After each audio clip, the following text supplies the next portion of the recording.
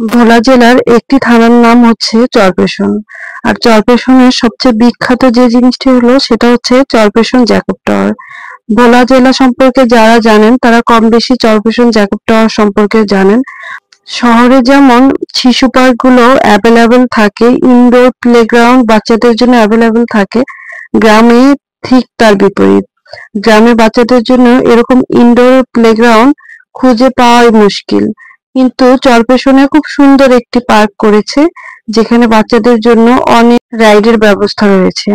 আর আমি আজকে আমার এই ভিডিওতে আপনাদের সাথে শেয়ার করব চরপেশন শিশু পার্কের কিছু অংশ। চরপেশন শিশু পার্কটা খুবই সুন্দর করে সজ্জিত করা হয়েছে। এখানে দেখুন ওদের ডেকোরেশন গুলো অনেক বেশি সুন্দর। আর বাচ্চারা এখানে আসলে অনেক বেশি আনন্দ পাবে। গ্রামের বাচ্চাগুলো যেহেতু সচরাচর এরকম পরিবেশ দেখে না, তো তাদের জন্য এই পার্কটা অনেক সুন্দর একটা পার্ক। তো এখানে সবচেয়ে বেশি যে জিনিসটা আমাকে আকৃষ্ট করেছে সেটা হচ্ছে এখানে গাছপালা আর খুব কালারফুল ডেকোরেশন। ডেকোরেশনটা ছিল খুবই কালারফুল। তো এক এক করে আমি পুরো পার্কটাই আপনাদেরকে ঘুরে দেখানোর চেষ্টা করছি। এখানে মোটামুটি অনেকগুলো রাইডই ছিল, বড়দের জন্য যেমন সান্টা মারিয়াও ছিল। তো এই রাইড গুলো ঘুরে ঘুরে আমি দেখছিলাম আর আপনাদের সাথে শেয়ার করার চেষ্টা করছি। আর এখানে আমরা ঠিক দুপুরের সময় চলে এসেছি। দুপুরের সময় একটু মানুষজন কমই ছিল। আর এখানে একটা লেক ছিল, লেকের পাশ দিয়ে আমি হেঁটে হেঁটে আবার সামনের দিকে যাচ্ছি। আর এখানে ছবিগুলো অনেক বেশি সুন্দর আসছিল, যেহেতু চারিধারে গাছপালা, খুব সুন্দর সবুজের মধ্যে আসলে খুব সুন্দর ছবি আসে। এই চরপেশন পার্কে আসলে বড়রা আপনারা বোটিং করতেও পারবেন, বোটিং এর ব্যবস্থাও রয়েছে। তো এখানে বসে আমরা একটু ছবি টবি তুললাম। আর এখানে বাচ্চাদের বিভিন্ন রাইড আছে, যেহেতু ইয়াসটা তারপর আরো দুইটা বেবি নিয়ে আমি আসছি, তো ওরা একটু ঝামেলা করছিল রাইডের জন্য। রাইডের টিকিট গুলো খুব কম মূল্যে ছিল। যেমন বাচ্চাদের রাইডের টিকিট গুলো ছিল মেবি 40 টাকা করে, আর আমাদের এন্ট্রি টিকিট ছিল 20 টাকা করে।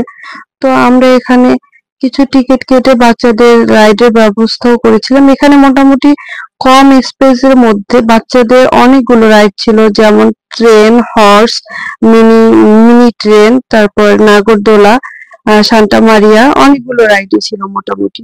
কিন্তু এই দেখুন, এই জুতাটা দেখে আমার খুবই বেশি অবাক লেগে গেছিল যে এখানে এই জুতাটা কেন, জুতাটা দিয়ে কি ডেকোরেশন করতে চাচ্ছিল ওনারা, আমি আসলে বুঝতে পারলাম না।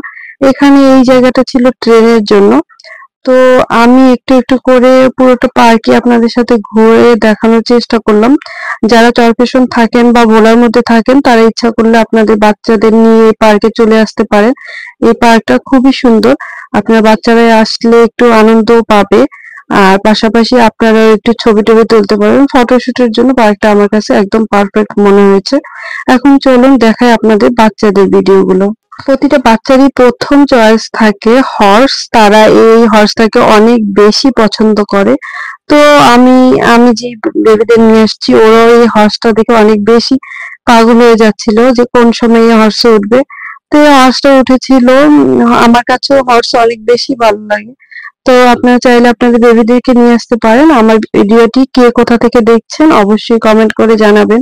আর ভোলা সম্পর্কে আপনারা কি কি ভিডিও দেখতে চান সেটাও কমেন্ট করে জানাবেন। আজকের মতো এখানেই বিদায় নিচ্ছি। সবাই ভালো থাকবেন, সুস্থ